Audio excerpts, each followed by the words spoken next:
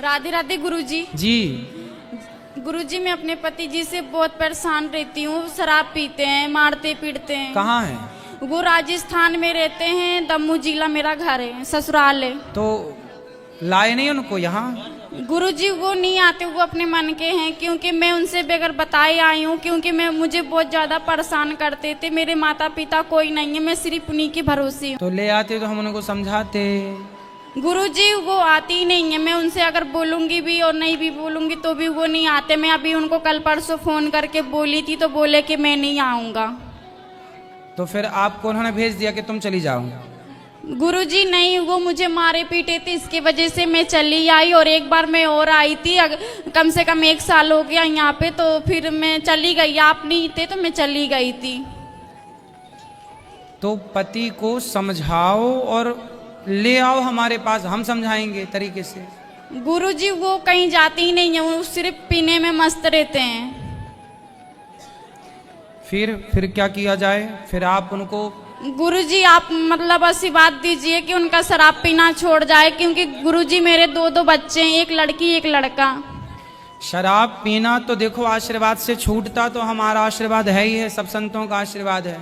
सत्संग से छूटेगा ना बेटा शराब। जब सत्संग, जैसे अंधकार को मिटाने के लिए दीपक जलाना पड़ता है, ऐसे ये शराब इत्यादि अंधकार में जो पड़ा हुआ है उसके लिए ज्ञान की रोशनी चाहिए, ज्ञान का दिया चाहिए। क्योंकि गुरुजी मैं गांव में रहती हूँ उनके साथ में, तो भी अच्छा एक काम करो, आप पत्नी हैं, आप अपने पति से इतना प्रेम करो, अर्थात अपने प्रेम में इतना उसको अपनी ओर खींचो कि फिर वो आपके हिसाब से चले। ऐसा नहीं हो सकता, बहुत सारी पत्नियां तो पतियों को उंगलियों पर नचाती हैं। गुरुजी वो हमारा सुनते ही नहीं है। और एक तो ये तो बात कुछ ऐसा करो ना कि वो आपकी सुने। आप पत्नी हैं और उसकी, उसको स्त्री ना पति को चाहे पुरुष को चाहे तो उंगलियों पे नचाए, तो आप नचाओ। और एक तो गुरुजी वो मतलब फिर छूटेगी शराब। एक तो गुरुजी, एक तो हमारा कोई नहीं है माँ बाप, इसके वजह से वो मौका का फायदा उठाते हैं, मारते पीटते हैं, इसीलिए हमारा सुनते भी नहीं है।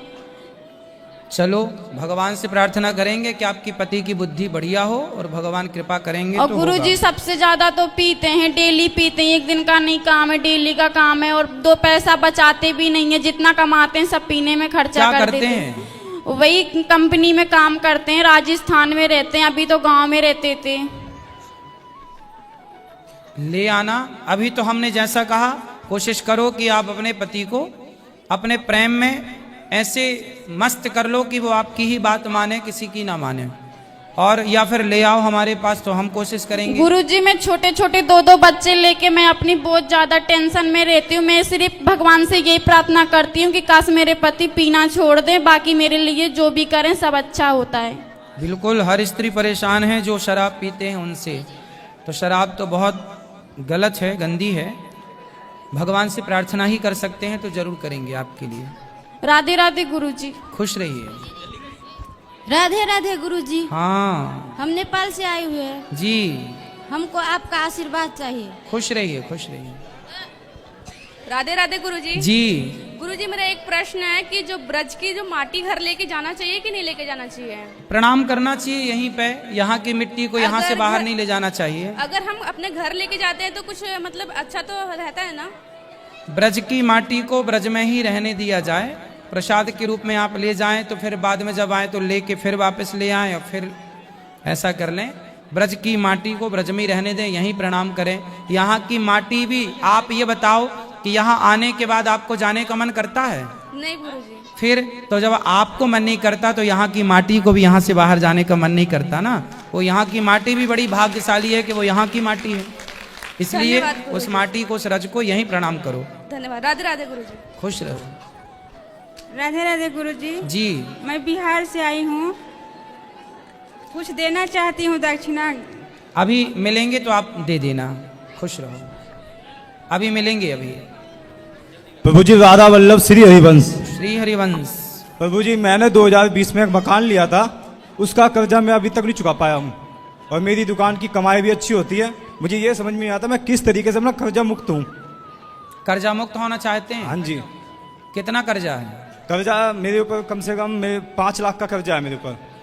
और कमाते कितना हो? कमाता हूँ मैं कम से कम 50 के आसपास कमा लेता हूँ। 50,000 रुपए हाँ जी। महीना? हाँ जी। तो फिर क्या दिक्कत है? प्रभु जी कि खर्चे इतने समझ में नहीं आता है। तो कहाँ खर्चे करते हो? दुकान मेरी रेंट पे है, मकान है, बच्चे तीनों प्राइवेट स्कूल में पढ़ते हैं, 3 बच्चे हैं, बेटी है 9 साल की, बेटा है भी 9 साल का, एक छोटा बेटा है। खर्चे इतने प्रभु समझ में नहीं आता कि करूँ तो करूँ क्या। भैया और मेहनत करो, प्रॉफिट को और बढ़ाओ और खर्चों को और कम करो, फिर जो पैसा बचेगा फटाफट कर्जा चुकाओ। कर्जा आज महाभारत में एक बार यक्ष ने धर्मराज युधिष्ठिर से पूछा कि सबसे सुखी व्यक्ति कौन है? हाँ जी प्रभु। तो वहां धर्मराज युधिष्ठिर ने कहा कि जिसके सिर पर कोई कर्जा ना हो उसे सुखी मानना चाहिए, और दुखी वो है जिसके सिर पर कर्जा है। इसलिए कर्जीला व्यक्ति दुखी होता है। इसलिए जल्दी से जल्दी प्रॉफिट बढ़ाओ, खर्चे कम करो, और देखो खर्चे लिखना सीखो। आज आपने कहाँ खर्चा किया, किसको कितना दिया, सब लिखो, एक डायरी बनाओ, 2-4 महीने मेंटेन कर लो डायरी, पता चल जाएगा कि फिजूल खर्चे कहाँ हैं। फिजूल खर्चे बंद करो, जो उचित हैं, जो चाहिए वो तो चाहिए। प्रभु खर्चा उतना ही करते हैं जितना जरूरत होता है, उसके बाद कई बार भैया हम लोगों से ऐसे खर्चे होते हैं जो काम के नहीं है। वो जब तक डायरी नहीं बनाओगे, सोने के पहले की नजर नहीं मारोगे, तब तक पता नहीं लगेगा कि फिजूल खर्चा कहाँ हुआ।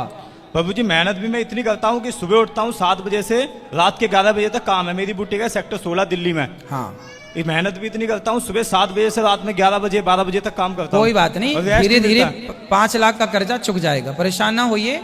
थोड़ा और प्रयास कीजिए, जितना आप कर सके, बाकी चुक जाएगा। फिर बचा कितना पाते हैं 50,000 में से? प्रभु जी एक पाई के लिए परेशान हो जाता हूँ कई बार, एक पाई के लिए।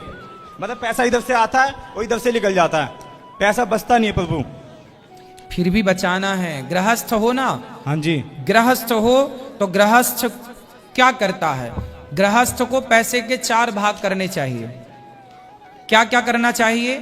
जो हम कमाते हैं, पहला उस कमाई से हमें भविष्य के लिए कुछ पैसा रख देना चाहिए सुरक्षित। जैसे आप 50,000 कमाते हो तो ये थिंकिंग बना लो कि आप 50 नहीं कमाते, आप 30,000 कमाते हो या 40 कमाते हो, 10,000 20,000, इस थिंकिंग से सोचो। यहाँ बहुत लोग ऐसे बैठे हैं जो महीने का 30,000 कमाते हैं, यहाँ बहुत लोग ऐसे बैठे हैं जो महीने का 20,000 कमाते हैं और 20,000 में अपने घर के सारे खर्चे पूरी करते हैं। आप तो फिर भी 50 कमाते हो। जब तक कर्जा नहीं चुक जाए तब तक ये थिंकिंग बनाओ कि हमें 20,000 मिल रहा है महीने का और 30,000, या फिर 30,000 मिल रहा है, 20,000 भूल जाओ और पूरा का पूरा उठा के रखो। हमें कमाई का कुछ हिस्सा भविष्य के लिए रखना चाहिए, कमाई का कुछ हिस्सा उसमें लगाना चाहिए जिससे कमाई हो रही है। व्यापार है तो व्यापार में, तीसरा हिस्सा अपने परिवार में खर्च करना चाहिए, दाल चावल सब्जी रोटी में, और चौथा हिस्सा परोपकार के लिए रखना चाहिए। पर अभी आपके कर्जा है तो परोपकार का हिस्सा भी आप कर्जा चुकाने में लगाओ। बाद में फिर 100 रुपए कमाओ तो 2 रुपए की रोटी किसी को खवा देने से ना 98 रुपए शुद्ध हो जाते हैं। प्रभु मेरे द्वार पे कोई आ जाता है, मैं कभी किसी को खाली नहीं जाने देता। फिर ठीक है, किसी वेश में आ जाए। अब आप ये सोचेंगे कि आपको 30,000 रुपए मिलते हैं, ठीक है, 20,000 भूल जाओ, अपने दिमाग से निकाल दो कि आप 50,000 कमाते हैं, 30,000 कमाता हूँ, 20,000 कर्जा के लिए रखूंगा हर हाल में। ऐसे पक्के मन से करोगे तो चुक जाएगा। प्रभु 10 साल की लड़की हो गई, एक फूटी कोड़ी नहीं है घर में, बैग में भी नहीं है प्रभु। लड़की जिसने दी है वही आगे की उसकी व्यवस्था करेगा, उसकी चिंता ना करो, आप अपना कर्म करते रहो। ठीक है। बेटी का विवाह समय होता है तो भगवान, अभी 50,000 कमा रहे हो, जब बेटी का विवाह का समय आएगा तो भगवान आपकी कमाई कई गुना बढ़ा देंगे। भगवान खुद बेटी देने वाला जो है ना, वही उसकी व्यवस्था करने वाला बनता है। हम कुछ नहीं होते ना कुछ करते।